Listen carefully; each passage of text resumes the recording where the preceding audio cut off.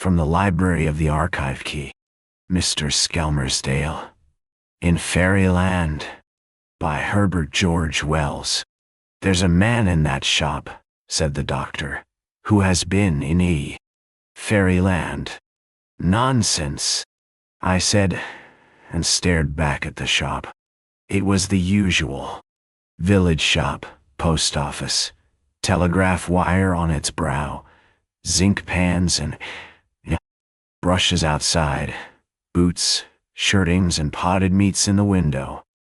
Tell me about it, I said after a pause. I don't know, said the doctor. He's an ordinary sort of Loud Skelmersdale is his name, but everybody about here believes it. Like Bible truth. I reverted presently to the topic. I know nothing about it, said the doctor, and I don't want to know. I attended him for a broken finger married and single cricket match and that's when I struck the nonsense. That's all. But it shows you the sort of stuff I have to deal with anyhow. Ain't nice to get modern sanitary ideas into a people like this. No. Fairy, I said in a mildly sympathetic tone, and he went on to tell me about that business of the Bonham drain. Things of that kind, I observe, are apt to weigh on the minds of medical officers of health. I was sympathetic as I knew how, and when he called the Bonham people asses, I said they were thundering asses, but even that did not allay him. Afterwards, later in the summer, an urgent desire to seclude myself, while finishing my chapter on spiritual pathology was really, I believe, stiffer to write than it is to read took me to Bignor. I lodged at a farmhouse, and presently found myself outside that little general shop again, in search of tobacco. Skelmersdale, said I to myself at the sight of it, and went in. I was served by a short, but shapely, young man, with a fair downy complexion, good, small teeth, blue eyes, and a languid manner. I scrutinized him curiously, except for a touch of melancholy in his expression. He was nothing out of the common. He was in the shirt sleeves and tucked-up apron of his trade, and a pencil was thrust behind his inoffensive ear. Athwart his black waistcoat was a gold chain, from which dangled a bent guinea. "Nothing more today, sir?" he inquired. He leant forward over my bill as he spoke. "Are you Mr. Skelmersdale?" said I. "I am, sir," he said without looking up. "Is it true that you have been in Fairyland?" He looked up at me for a moment with wrinkled brows, with an aggrieved, exasperated face. "Oh, shut it," he said, and after a moment of hostility, eye to eye, he went on adding up my bill. 4, 6, and a half, he said after a pause. "Thank you, sir." So, unpropitiously, my acquaintance with Mr. Skelmersdale began. Well, I got from that to confidence through a series of toilsome efforts. I picked him up again in the village room, where of a night I went to play billiards after my supper and mitigate the extreme seclusion from my kind that was so helpful to work during the day. I contrived to play with him and afterwards to talk with him. I found the one subject to avoid was Fairyland. On everything else he was open and amiable in a commonplace sort of way, but on that he had been Worried was a manifest taboo.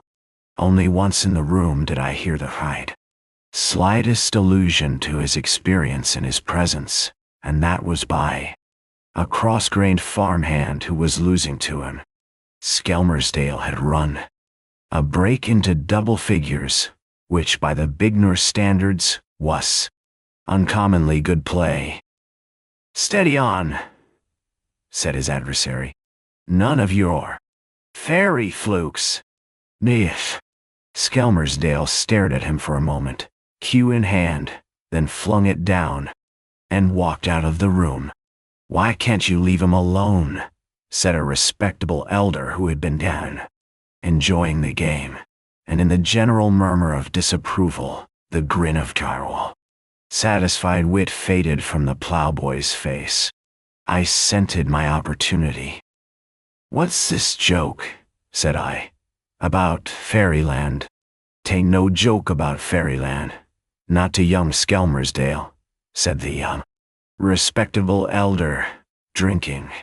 A little man with rosy cheeks was more communicative. "They do say, sir," he said, "that they took him into Aldington Knoll and kept him there a matter of 3 weeks. And with that, the gathering was well underway. Once one sheep had started, others were ready enough to follow, and in a little time I had at least the exterior aspect of the Skelmersdale affair. Formerly, before he came to Bignor, he had been in that very similar little shop at Aldington Corner, and there whatever it was did happen had take place. Why? The story was clear that he had stayed out late one night on the knoll and vanished for 3 weeks from the sight of men, and had returned with his cuffs as clean as when he started, and his pockets full of dust and ashes. He returned in a state of moody wretchedness that only slowly passed away, and for many days he would give no account of where it was he had been. The girl he was engaged to at Clapton Hill tried to get it out of him, and threw him over partly because he refused, and partly because, as she said, he fairly gave her the ump. And then when, some time after, he let out to someone carelessly that he had been in Fairyland and wanted to go back, and when the thing spread and the simple badinage of the countryside came into play, threw up his situation abruptly and came to Bignor to get out of there. First.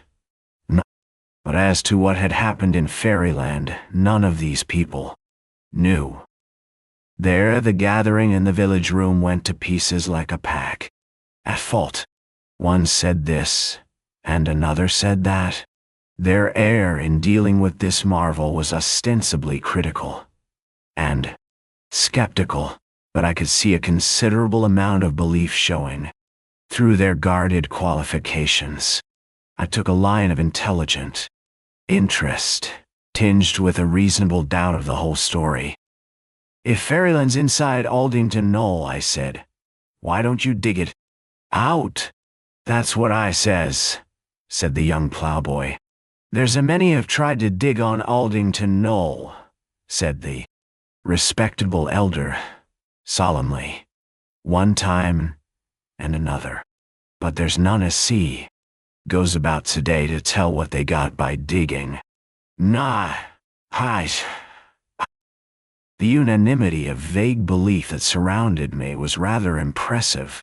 I felt there must surely be something at the root of so much conviction, and the already pretty keen curiosity I felt about the real facts of the case was distinctly whetted.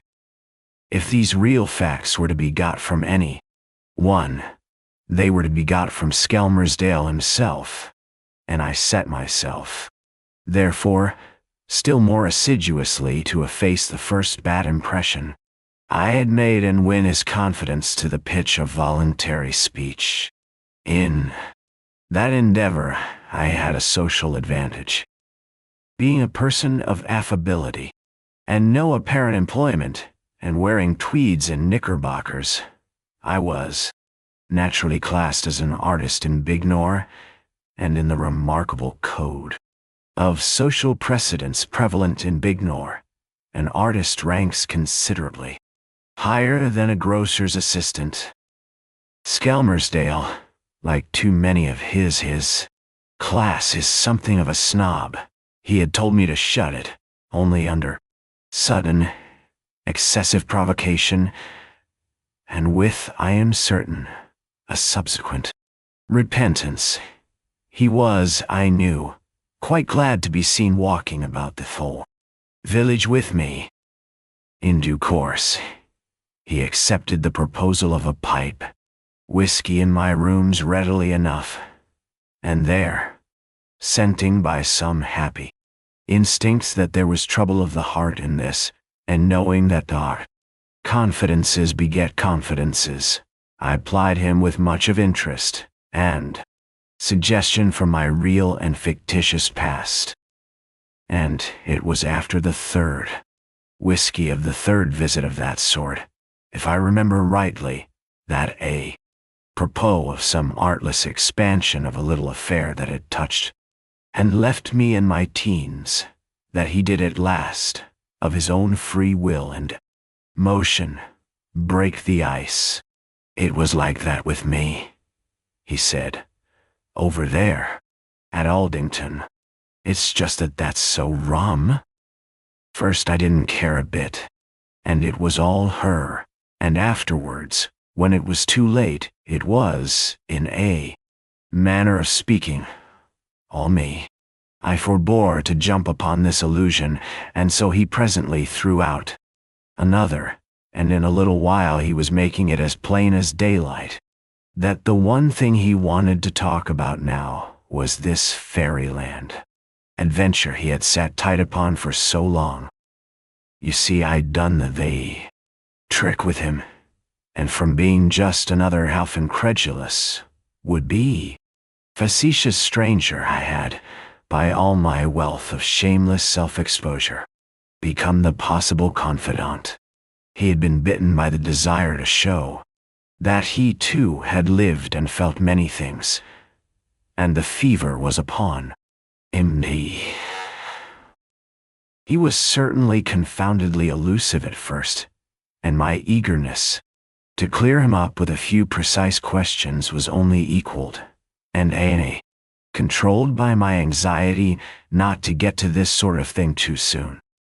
But in another meeting or so the basis of confidence was complete, and from first to last I think I got most of the items and aspects. Indeed, I got quite a number of times over almost everything that Mr. Skelmersdale, with his very limited powers of narration, will ever be able to tell.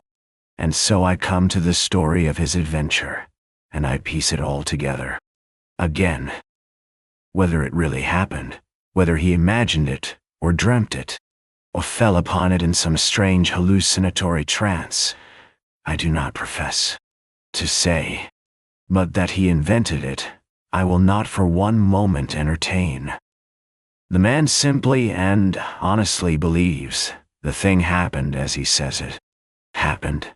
He is transparently incapable of any lie so elaborate and sustained, and in the belief of the simple, yet often keenly penetrating, rustic minds about him, I find a very strong confirmation of his sincerity.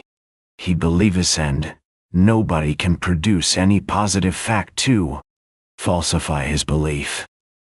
As for me, with this much of endorsement, I transmit his story. I am a little old now to justify or explain.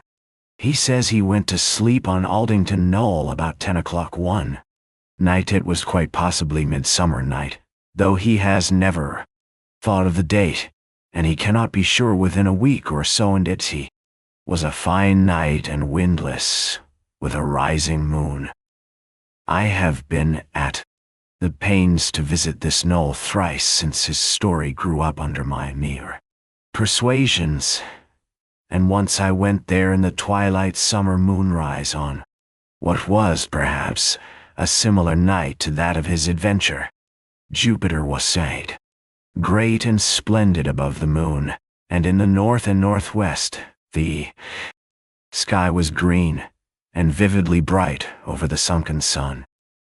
The knoll stands out bare and bleak under the sky, but surrounded at a little distance by dark thickets, and as I went up towards it there was a mighty starting and scampering of ghostly or quite invisible rabbits. Just over the crown of the knoll, but nowhere else, was a multitudinous thin trumpeting of midges. The knoll is, I believe, an artificial mound, the tumulus of some great prehistoric chieftain, and surely no man ever chose a more spacious prospect for a sepulchre.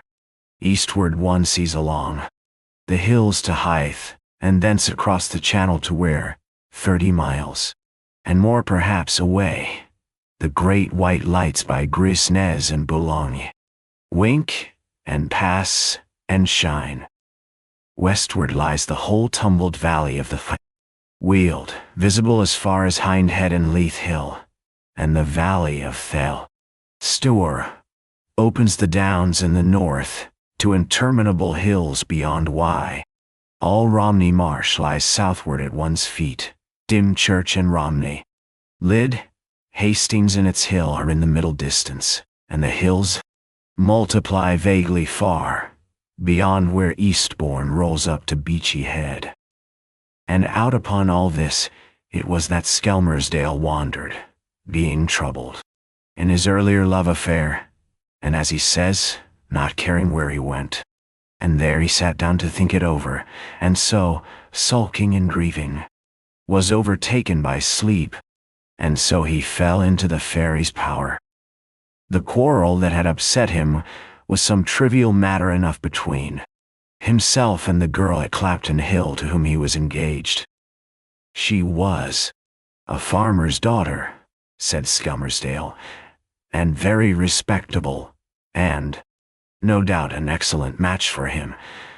But both girl and lover were very young, and with just that mutual jealousy, that intolerantly keen edge of criticism, that irrational hunger for a beautiful perfection, life and wisdom do presently and most mercifully dull. What the precise matter of quarrel was I have no idea. She may have said she liked men in gaiters when he hadn't any gaiters on, or he may have said he liked her better in a different sort of hat, but however it began, it got by a series of clumsy stages to bitterness and tears.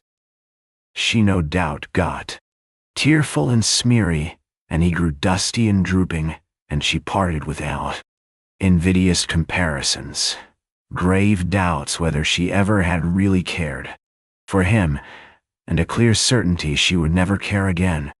And with this sort of thing upon his mind, he came out upon Aldington Knoll grieving, and presently, after a long interval perhaps, quite inexplicably, fell asleep.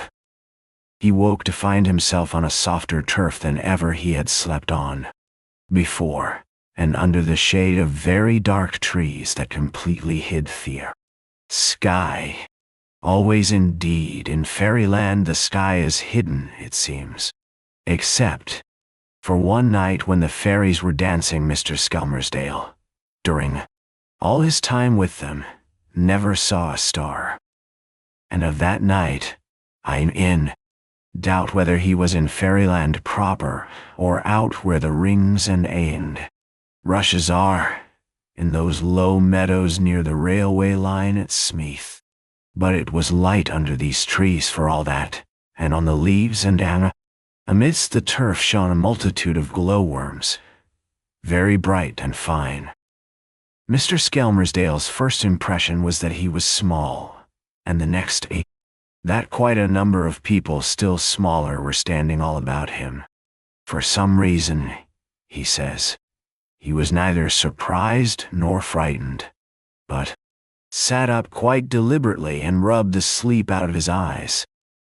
And there all about him stood the smiling elves who had caught him sleeping under their privileges and had brought him into Fairyland. What these elves were like I have failed to gather, so vague and imperfect is his vocabulary, and so unobservant of all minor detail does he seem to have been. They were clothed in something very light, and beautiful. That was neither wool, nor silk, nor leaves, nor the petals of flowers.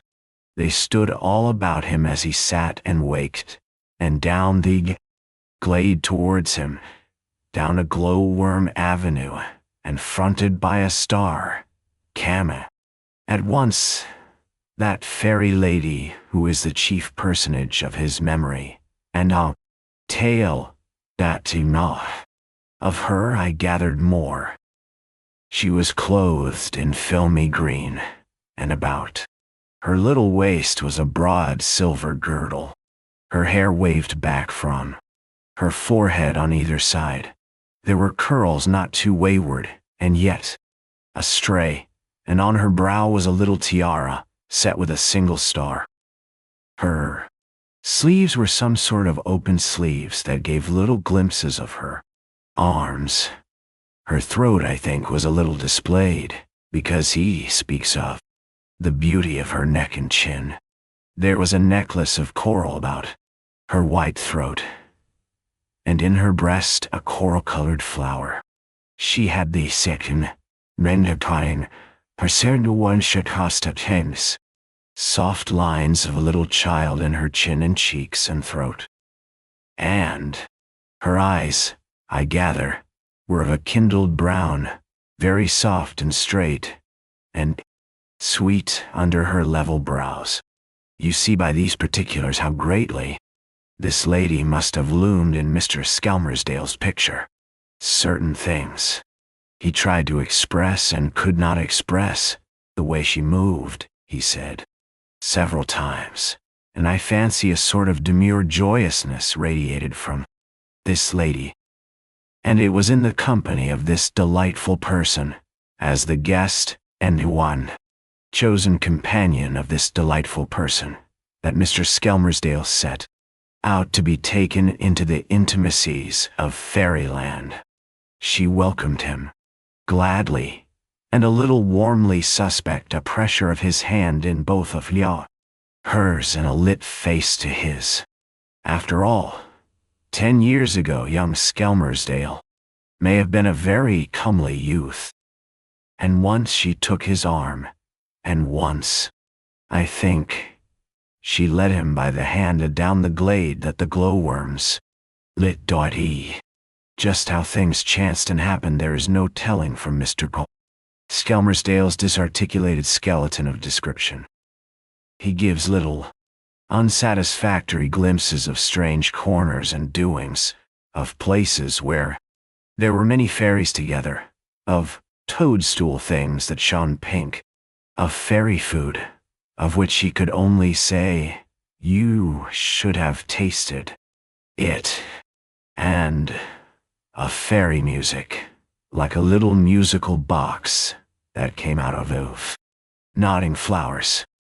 There was a great open place where fairies rode and raced on things, but what Mr. Skelmersdale meant by these here things they rode, there is no telling.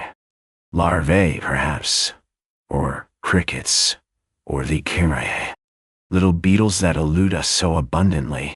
There was a place where water splashed and gigantic kingcups grew, and there in the hotter times the fairies bathed together. There were games being played, and dancing, and much elvish love-making too, I think, among the moss branch thickets. There can be no doubt that the fairy lady made love to Mr. Skelmersdale, and no doubt either that this young man set himself to resist her. A time came, indeed, when she sat on a bank beside him, in a quiet, secluded place, all smelling of violets, and talked to him of love. When her voice went low and she whispered, said Mr. Skelmersdale, and later, and on my mind, you know, and came close with a soft, warm, friendly way she added, it was as much as I could do to keep my eed. It seems he kept his head to a certain limited, unfortunate extent. I saw how the wind was blowing, he says, and so, sitting there in a place all smelling of violets, with the touch of this lovely fairy lady about him, Mr. Skelmersdale broke it to her gently that he was engaged. She had told him she loved him dearly, that he was a sweet human lad for her, and whatever he would ask of her, he should have even his heart's desire. And Mr. Skelmersdale, who I fancy tried hard to avoid looking at her little lips as they just dropped apart and came together, led up to the more intimate question by saying he would like enough capital to start a little shop. He'd just like to feel, he said, he had money enough to do that. I imagine a little surprise in those brown eyes he talked about, but she seemed sympathetic for all that, and she asked him many questions about the little shop, laughing like all the time. So he got to the complete statement of his affianced position and told her all about Millie. All, said I. Everything, said Mr. Skelmersdale. Just who she was, and where she lived, and everything about her. I sort of felt I had all the time. I did. Whatever you want you shall have, said the fairy lady. That's as good as done. You shall feel you have the money just as you wish. And now you know you must kiss me. And Mr. Skelmersdale pretended not to hear the latter part of her remark, and said she was very kind, that he really didn't deserve she should be so kind. And the fairy lady suddenly came quite close to him and whispered, "Kiss me." And, said Mr. Skelmersdale, like a fool I did. There are kisses and kisses, I am told, and this must have been quite the other sort from Millie's resonant signals of regard. There was something magic in that kiss. Assuredly it marked a turning point. At any rate, this is one of the passages that he thought sufficiently important to describe most at length. I have tried to get it right. I have tried to disentangle it from the hints and gestures through which it came to me, but I have no doubt that it was all different from my telling and far finer and sweeter, in the soft filtered light and thick, subtly stirring silences of the fairy glades.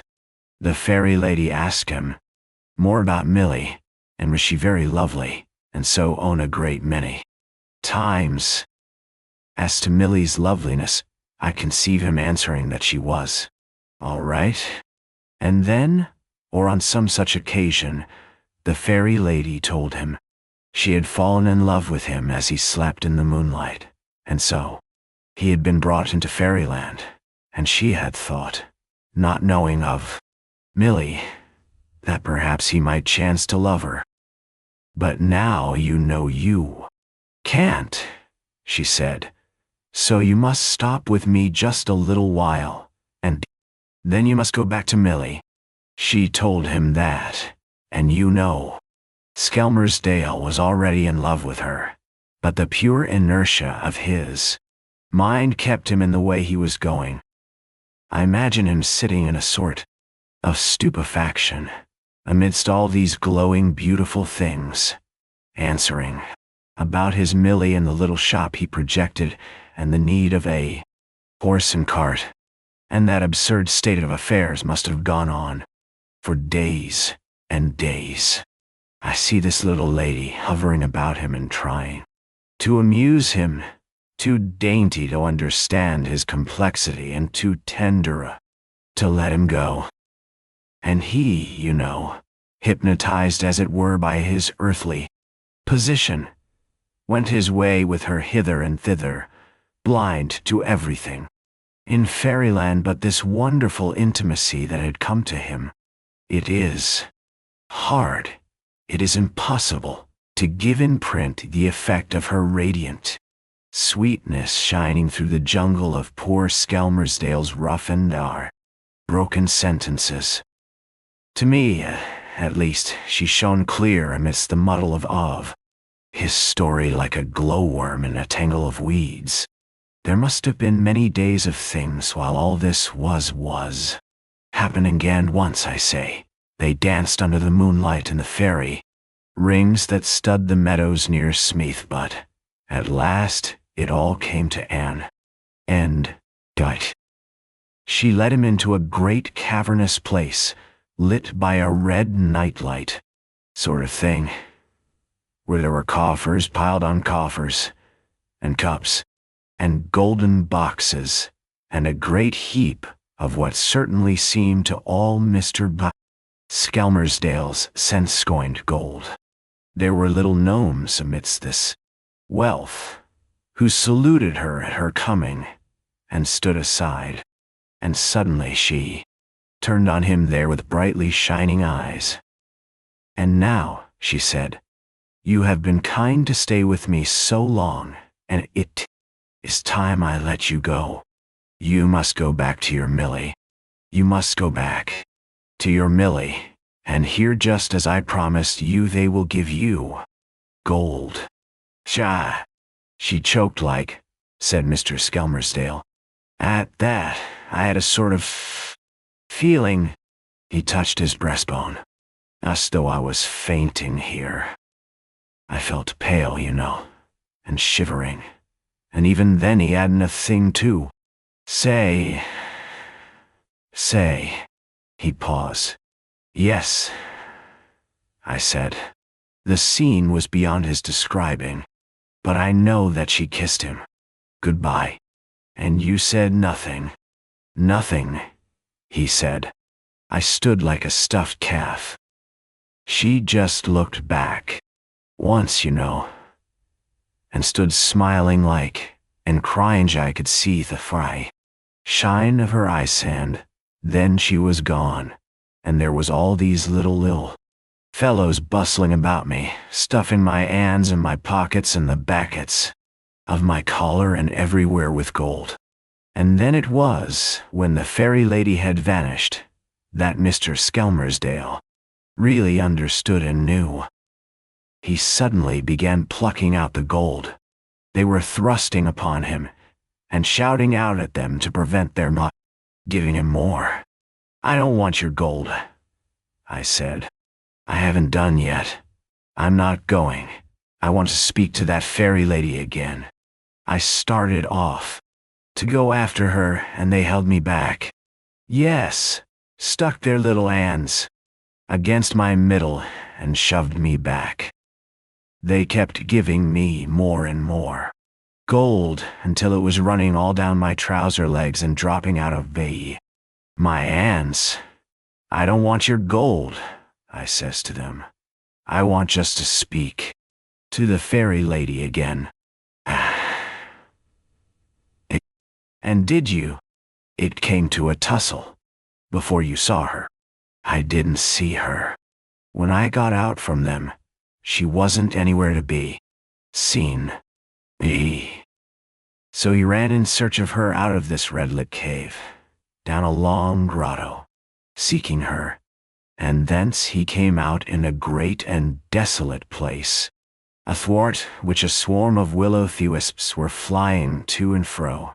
And about him, elves were dancing in derision, and the little gnomes came out of the cave after him, carrying gold in handfuls and casting it after him, shouting, "Fairy love and fairy gold. Fairy love and fairy gold."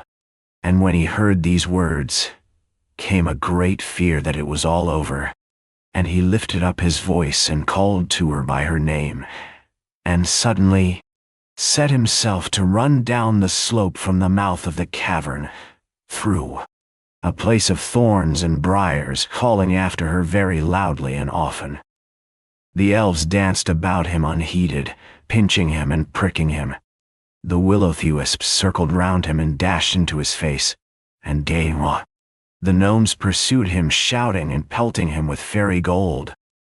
As he ran with all this strange rout about him and distracting him, suddenly he was knee-deep in a swamp, and suddenly he was amidst thick twisted roots, and he caught his foot in one and stumbled and fell. He fell, and he rolled over, and in that instant he found himself sprawling upon Aldington Knoll, all lonely under the stars.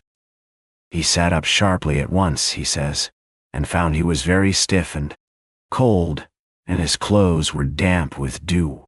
The first pallor of dawn and a chilly wind were coming up together. He could have believed the whole thing a strangely vivid dream until he thrust his hand into his side pocket and found it stuffed with ashes. Then he knew for certain it was fairy gold they had given him. He could feel all their pinches and pricks still, though there was never a bruise upon him. And in that manner, and so suddenly, Mr. Skelmersdale came out of Fairyland back into this world of men. Even then he fancied the thing was but the matter of a night until he returned to the shop at Aldington Corner, and discovered amidst their astonishment that he had been away 3 weeks. "Lor, the trouble I had," said Mr. Skelmersdale. "How?" "Explaining. I suppose you've never had anything like that to explain."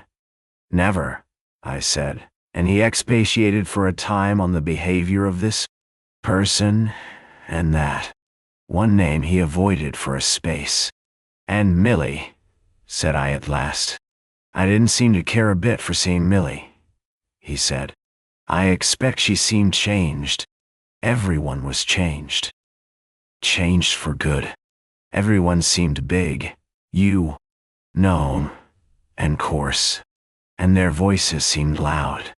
Why, the sun, when it rose in the morning, fair hit me in the eye. And Millie, I didn't want to see Millie. And when you did, I came up against her Sunday, coming out of church. 'Where you been?' she said, and I saw there was a row. He didn't care if there was. He seemed to forget about her even while she was there a-talking to me. She was just nothing. I couldn't make out whatever I had seen in her ever, or what there could have been. Sometimes when she wasn't about, I did get back a little, but never when she was there. Then it was always the how other came up and blotted her out. Anyhow, it didn't break her heart. Tree. How? Married? I asked.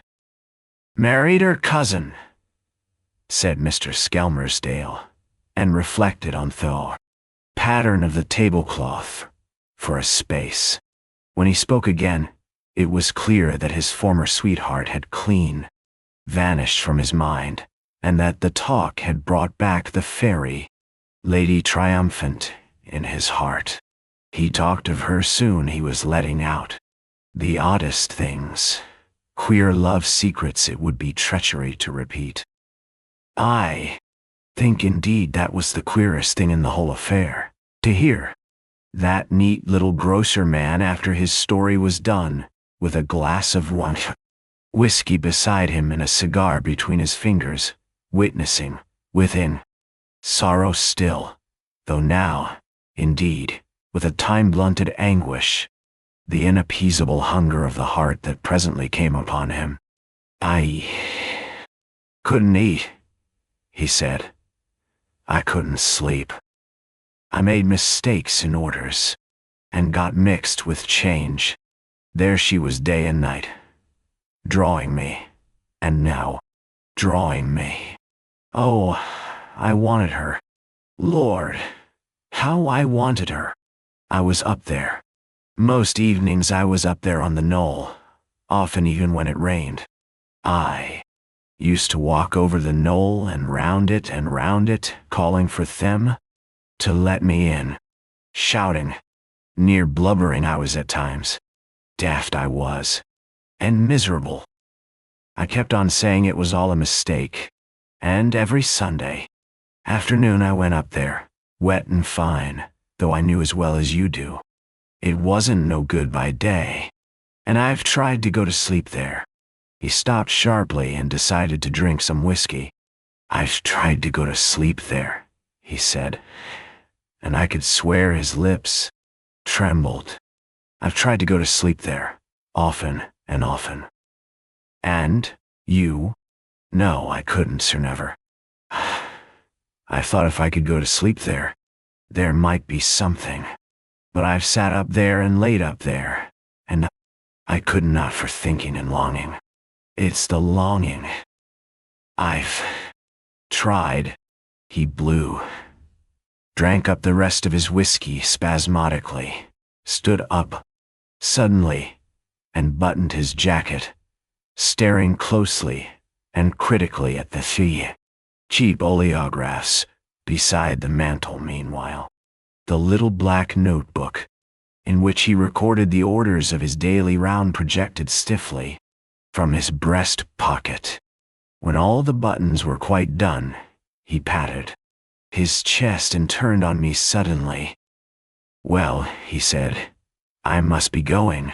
There was something in his eyes and manner that was too difficult for him to express in words. One gets talking, he said at last at the door, and smiled wanly, and so vanished from my eyes. And that is the tale of Mr. Skelmersdale in Fairyland, just as he told it to me.